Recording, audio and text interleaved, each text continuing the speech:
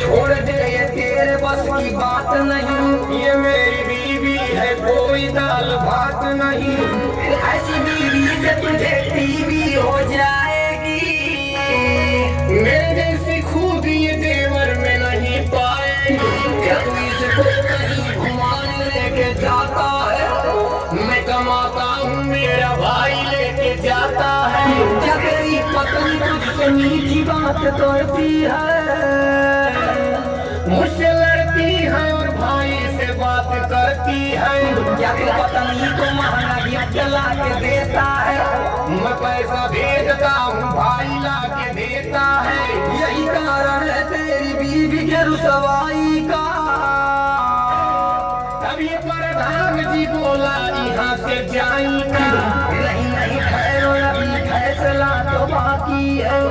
देखी प्रधान जी देवर को फिर से ताकी है। अरे तो क्या ताकने से इसकी ये हो जाएगी? हर मैं कहाँ जाऊंगा जब ये इसके साथ भाग जाएगी। अरे सो जाएगी।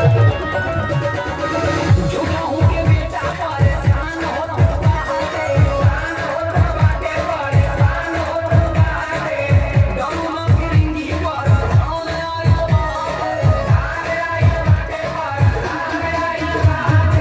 झूठा हूँ के बेटा परेशान हो रहा है।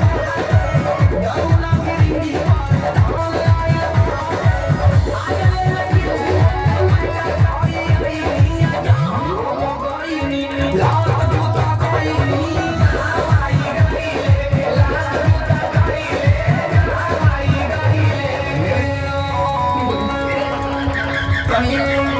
तेरी बीवी नहीं तू खुद हरामी लगता है।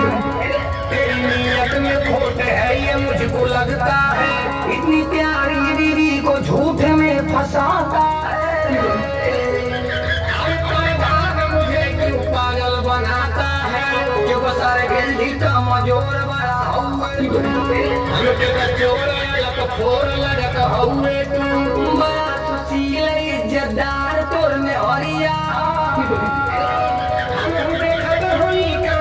हर नजरिया तू सारे जन्म का औरत का दर्द का होला। कमर दे के दर्द ना होला। कमर दराते तमे हरी का तो के छोड़ करे। कहाँ के बात करे हमें कहाँ जोड़त रे।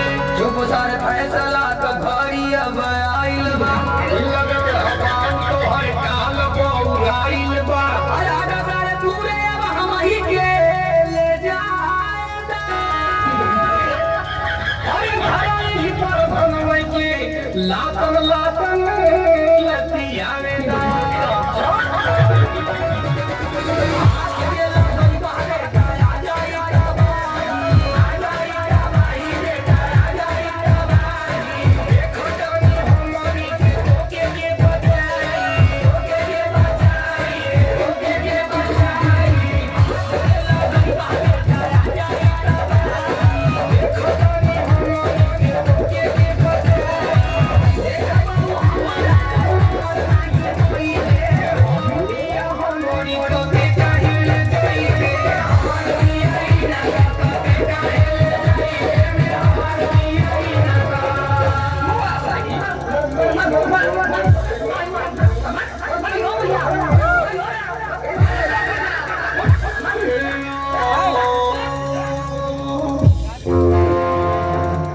जी हाँ।